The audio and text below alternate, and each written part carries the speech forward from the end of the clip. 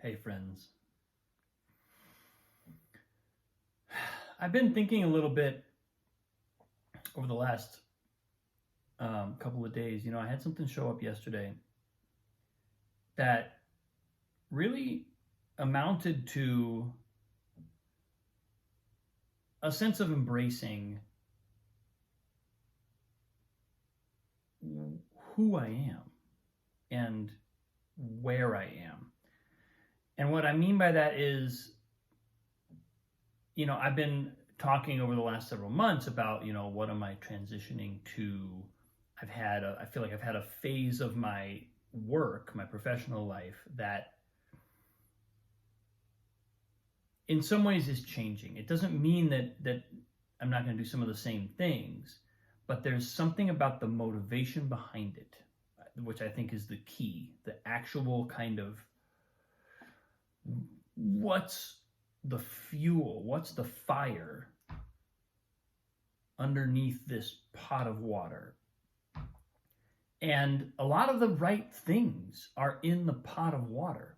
The fact that I've been living a life in music, the fact that I've been living a life as a teacher, the fact that I've been doing work with people, not just on music, but on creativity in general and the creative process in general, which is something that even when I was studying specific disciplines, music, theater, writing, acting, theater creation, songwriting, all these different elements, all these different domains of creative process that I've explored with my life, even when I was doing them, it was almost like the thing that fascinated me most was not the thing itself, but the larger process of evolution that was happening to me and to other people that I was in contact with as we went through the creative process. And so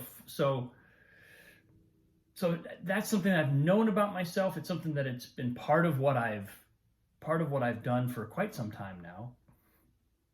And yet there's been something slightly half-baked about it, half-hearted about it. I haven't fully ever declared, this is what I'm about. And over the last couple of days, I was sitting in meditation a day or two ago, and I had this recognition. What I love to do is work with people and watch people become more conscious. Sounds so vague in a way, or sort of esoteric. I don't mean in some abstract way. I just mean I love the moments in which a student or a group get something, and you can tell that their awareness has shifted, their consciousness has expanded. And that can happen, in the micro of a passage of piano working out a fingering. You can have that epiphany. You can have it on the emotional level about the way that a process is affecting you and what needs to come out through the process, and what awareness of your own karma or of our own emotional history, our own trauma sometimes, our own love and desire and light. Those things show up in the creative process. They are there. They're not even that far below the surface. All we have to do is look a little bit, and we'll see these elements of our life that are affecting our writing, that are affecting our performing, affecting I would imagine somebody who does like a craft discipline, like a woodworker or a glassblower or a metal worker, that's there too. Those elements are there. That aspect of a whole body, whole psyche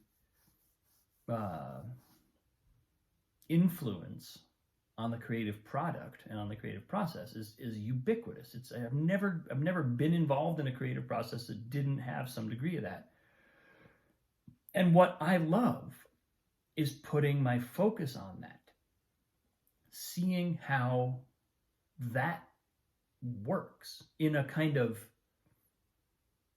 generic way, not in a way that only applies to one discipline or the other, but in a way that seems to sort of be very universal and apply across disciplines. And it's, it's no surprise I was attracted to a philosopher named Ken Wilber, and I spent a couple of years really just doing a deep dive on a lot of his work. And one of the things he talks about is in his early work, he was dealing with all these different systems of thinking, systems of priorities, different hierarchies that came from various different disciplines. And he was trying to fit them all together. And it wasn't till he sort of hit on his particular model of how human consciousness evolves that he then started to be able to take different hierarchies that were sometimes overlapping, but sometimes seemed to be actually kind of in conflict. And he was able to layer them into a larger model that gave each of them a place. There was a very logical and coherent place for them to fit. And also there was something beyond them. There was a structure that was not defined by any of the elements within it. And that larger thing sort of became integral theory, which is it's what he spent his life basically developing. That no surprise that attracted me, and I think that something like that for the creative process is what fascinates me. And I know there are people out there who've done work on this, because I bought a book called The Creative Compass recently. I haven't read it actually. I've skimmed it, but I haven't read it in depth. It's by Dan Millman, and his daughter Sierra something. Dan Millman, the author of Way of the Peaceful Warrior, and his daughter wrote this book on the creative process, and they specifically outline stages of the process and very clear sort of like roadmap type maps for how we can understand the various phases. I love that stuff.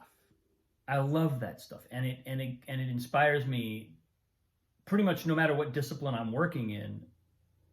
That's where I don't always, my focus isn't always there, because sometimes you gotta just do the thing that's in front of you. If you're playing piano, you got to work out a fingering, you got to help a student deal with the very specific thing that is needed for that piece of music or that passage. But if I'm given a chance, you give me the opportunity to go to that level, I just love that.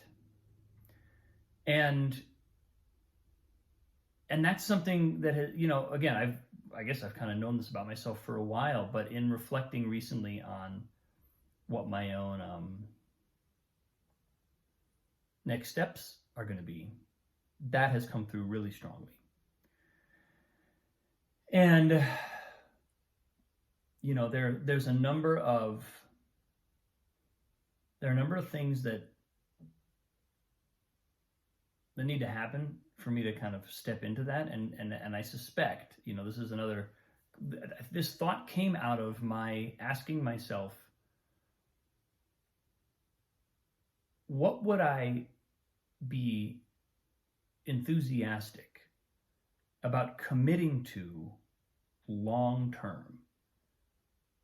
In other words, if I'm going to go ahead and assume that my transition, that this phase transition is something that's going to take me a while to find the next groove and to really feel like I'm cooking, then what would I want that to be?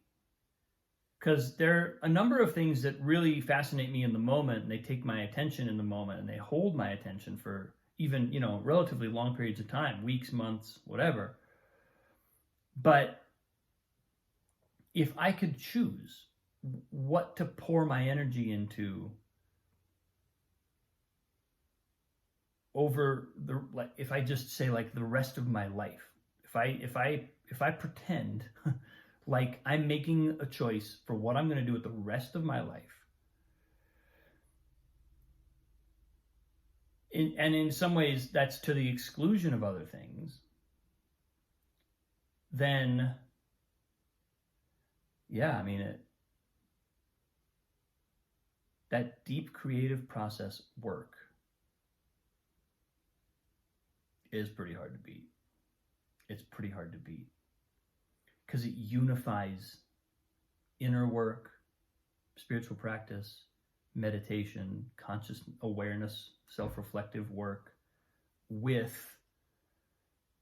creativity, expression, discovering how we express what we have to express, discovering what it is we have to express, that process of kind of creative archaeology. It's like an interior archaeology where we have to sift through the contents of our psyche sometimes. Sometimes we have a clear thing, we just do that thing. But other times, especially when we're kind of stuck or we have an obstacle we're trying to get around, it's like finding, what is it I'm really trying to say here? That's the part of the process that I really enjoy. And I enjoy working with people. I enjoy witnessing people when they are going through that process and when they're looking at what that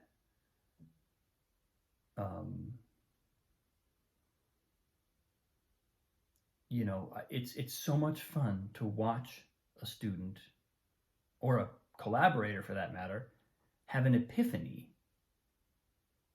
because the larger context of what's happening shows up and express. I remember there's a moment when I was working with my wife on our final project in the first year of our theater training, and we were creating a piece from scratch, and it was all about this astronomer who was neck and neck for having discovered the most supernovas of any astronomer in the world. And it's like there's this world of amateur astronomers who discover supernovas because it's one of the things that it takes a fair amount of telescope power to do, but the big research telescopes don't want to spend their time that way. They have other priorities, and they cost so much that it's not worth it for them to discover supernovas. But supernovas are actually really important because they're part of mapping the cosmos. They're how we know how far away certain corners of the universe are. So amateur astronomers play a huge role in this. So we're making a piece about that. And at some point in the last phase of creation, we realized as a group that there's this thing happening where the astronomer is having an affair, not an illicit affair, but a kind of like innocent love affair with the photon. We'd already embodied the photon, the light photon. We'd already done a bunch of kind of like creative work around manifesting the elements that go into astronomy. But then it was this moment of realizing, oh, that's what it is. It's a love affair. He's in love. So it turned this very scientific kind of laboratory process that's actually, there's a lot of tedium in it because you sit there and just look at images of galaxies and stars and corners of the universe to see if there's a supernova. And it turned it into this just relationship, this human, heartfelt relationship. And it burst the piece wide open. And all of a sudden, the thing was just flying. And it was just so playful. And it said exactly what it needed to say. And it was like a moment of discovery. It was a collectively, we found that. And it was one of the early moments of my doing a kind of training and at the same time bringing some awareness to the process and going, oh my God, that's what creativity is about. Those moments. How did we get there? Right? How do we, because you can't manipulate that. You can't make that happen, but you can go about the process in such a way as to invite that to happen, as to allow for the possibility of that kind of beautiful epiphany that just summarizes and completely gels a piece. It's just one example that comes to me, but it's like those moments, there's nothing like those moments. So you ask me, like, what do I want to do with the rest of my life? Like, what would I really just do to the exclusion of all other things? That work and helping people learn to do that work. What else? What else is there, in a way? Anyway, that's where I'm at today. Felt like I needed to share that and put it into words for myself. So now you know. Thank you for watching. I appreciate you. Have a great day. I'll see you soon.